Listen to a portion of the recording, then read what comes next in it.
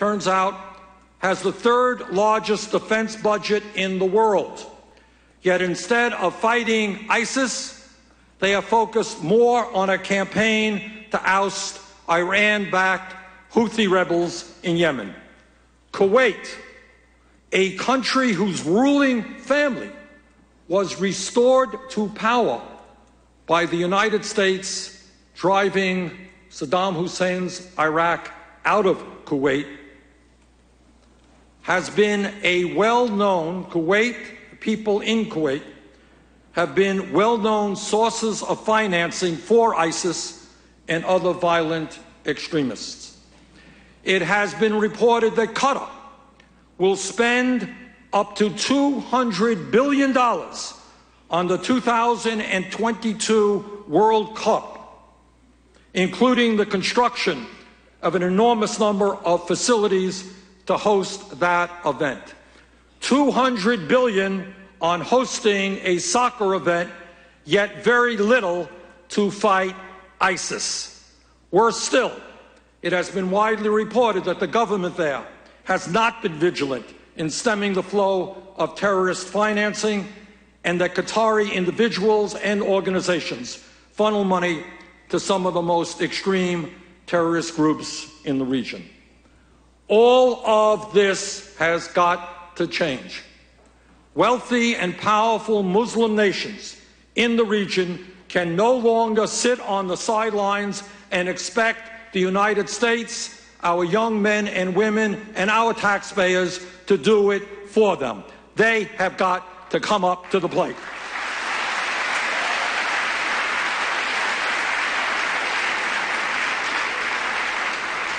As we develop a strongly coordinated effort, we need a commitment from these countries that the fight against ISIS takes precedence over the religious and ideological differences that hamper the kind of cooperation that we desperately need.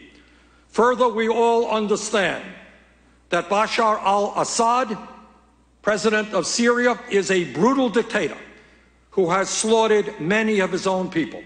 I am pleased that we saw last weekend diplomats from all over the world, known as the International Syria Support Group, set a timetable for a Syrian-led political transition with an open and fair election. These are the promising beginnings of a collective effort to end the bloodshed and move toward a political transition in Syria. The diplomatic plan for Assad's transition from power is a good step in a united front.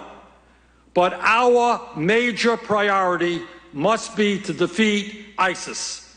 Nations all over the world who share a common interest in protecting themselves against international terrorism must make the destruction of ISIS the highest priority. Nations in the region must commit that instead of turning a blind eye, they will commit their resources to preventing the free flow of terrorist finances and fighters to Syria and Iraq. We need a commitment that they will counter the violent rhetoric that fuels terrorism, rhetoric that often occurs within their very borders.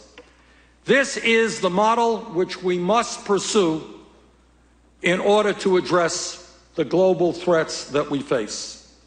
While individual nations obviously have historic disputes, the United States and Russia now have very strong differences of opinion on some very serious issues.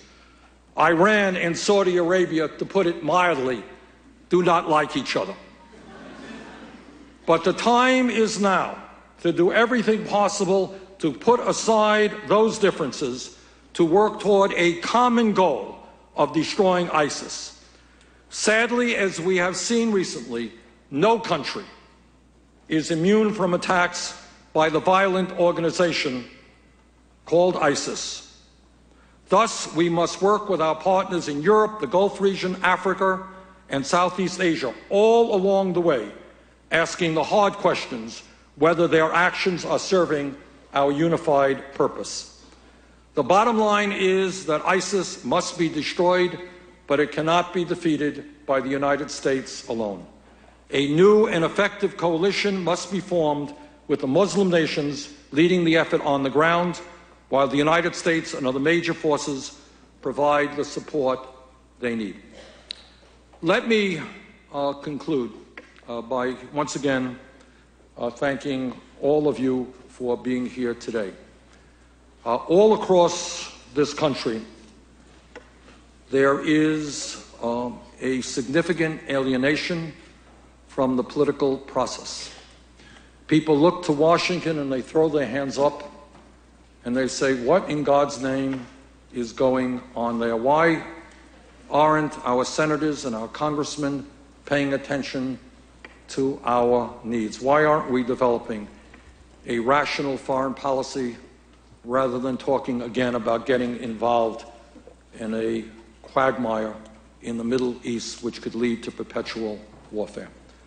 So let me conclude just by saying this. The problems that we face as a nation are indeed very, very serious. I've talked on some. There's a lot we haven't even touched upon. But by and large, all of these problems were caused by bad human decisions. And if we come together, if we stand together, if we do not allow ourselves to be divided up by race, by whether we're gay or whether we're straight, whether we're born in America, we weren't born in America, whether we're a male or a female, if we stand together and if we focus on how we can create sane foreign policy, how we can rebuild the middle class, how we can combat climate change, how we can create a nation in which we end racism and homophobia. If we are prepared to do that, if you, as young people, are prepared to engage in the political process, I have no doubt that there is nothing that together we cannot accomplish. Thank you all very much.